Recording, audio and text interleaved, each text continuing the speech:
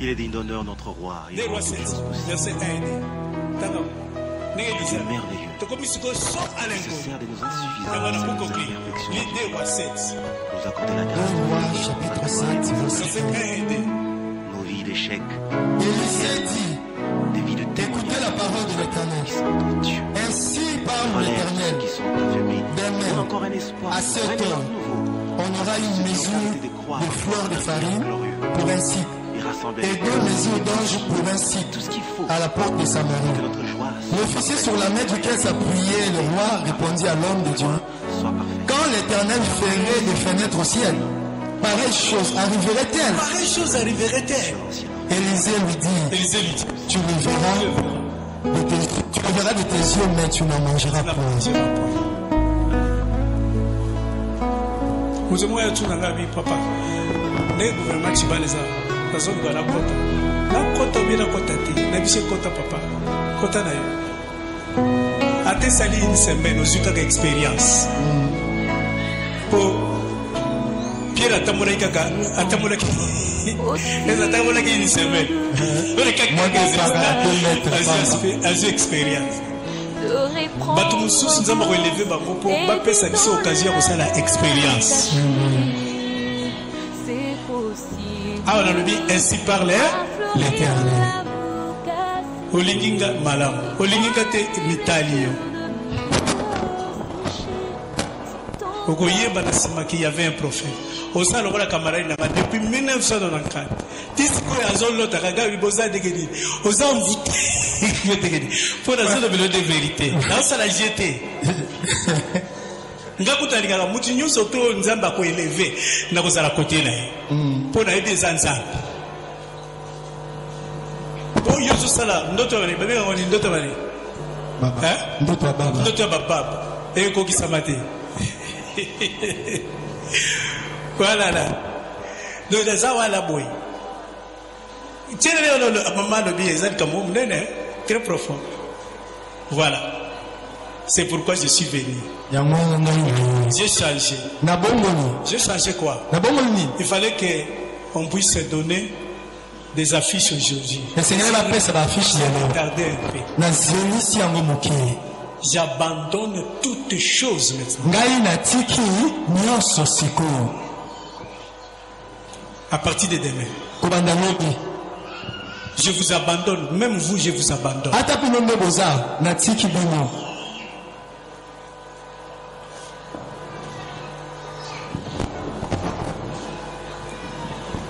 Je ne sais pas les jours où je vais venir.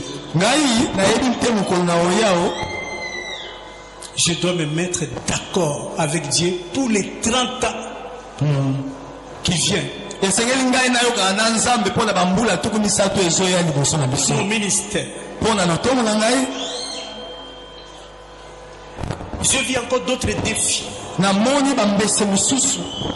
Des problèmes chez les gens persister alors que je suis là et que Dieu a dit oh à celui qui peut faire infiniment au-delà.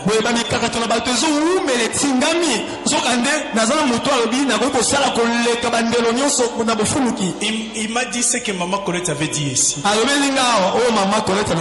Ce que maman Colette avait dit ici, il y avait encore un autre homme de Dieu qui m'a dit. Donc 3 personnes m'ont dit. Là où je suis, le problème ne va pas persister. Non, je parle au nom du Seigneur. Il n'y a rien d'impossible. Donc à partir de demain, ne m'appelez même pas. Ne me cherchez même pas. Laissez-moi avec mon Dieu. Même si c'est un mois, laissez-moi avec mon Dieu. Lorsque je sortirai là-bas, c'est là où on va faire les affiches. Je ne sais pas si je serai encore avec vous longtemps. Parce que je suis appelé pour prophétiser sur la nation, prophétiser sur les gens, contact direct avec le peuple. Je suis appelé de bureau à bureau, de maison à maison, car le temps est arrivé. Ils attendaient cela. Alléluia. Alléluia. Donc, avant de vous dire au revoir, je viendrai ici pour terminer avec vous.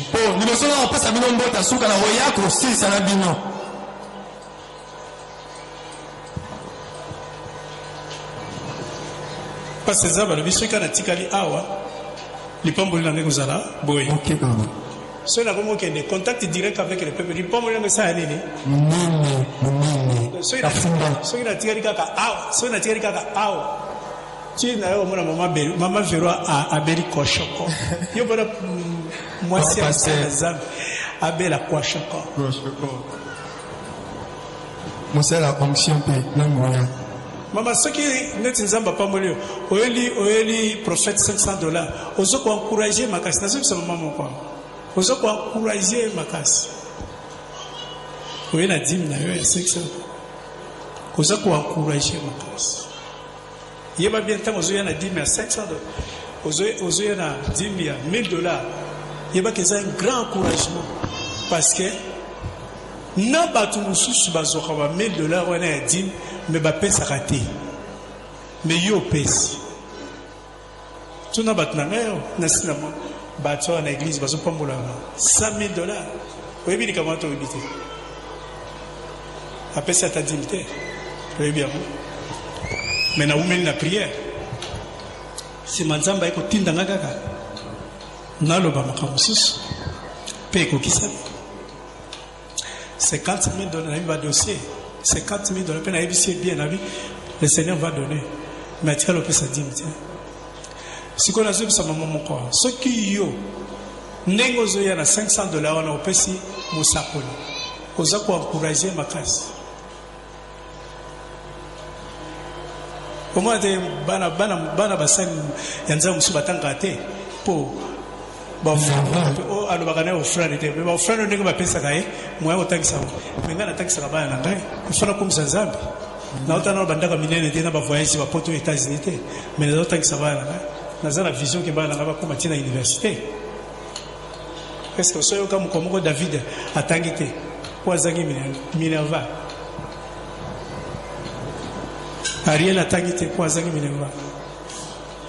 Je leur dis toujours, Ariel et David, vous devez aller.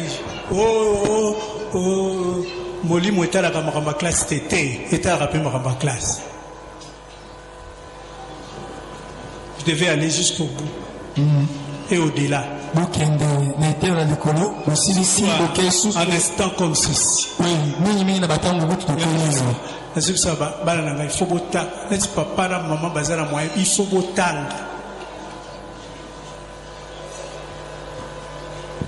N'est pas bado salam. Au bado salam ni mo. Il faut aussi c'est la personne qui achète tiro. N'est pas bandi côté à. Bis to côté à miso pesa pour na kotana. Bonzamba ebisinga te. Jésus c'est ebisinga qui a joué na moko comme un architecte et constructeur.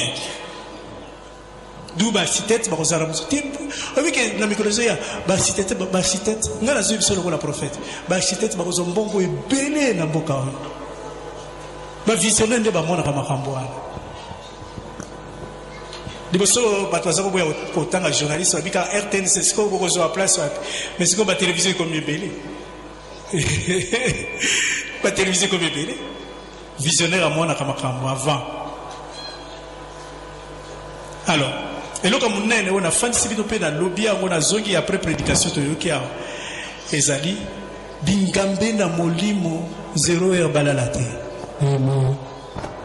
C'est la déclaration. Nabi ke bana bakola, mais bingambe na molimo balalate. Interdit de dormir. Parce que Dieu fait certaines choses avec des géants spirituels. Et il faut soutenir la parole de Dieu par ton obéissance. Il y a de bénédictions viennent. C'est pourquoi moi je dis que je vous abandonne. Pourquoi? Il faut que je change ma manière de prêcher. Il faut que je change mon orientation spirituelle.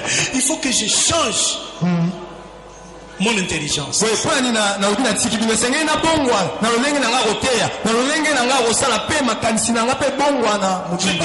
Je dois voir combien de bénédictions vont descendre. Et aller dans le problème où je vois comme si il y a quelque chose. Pour moi ici, comme je suis là, même celui qui est dans le péché doit être visité par le Seigneur.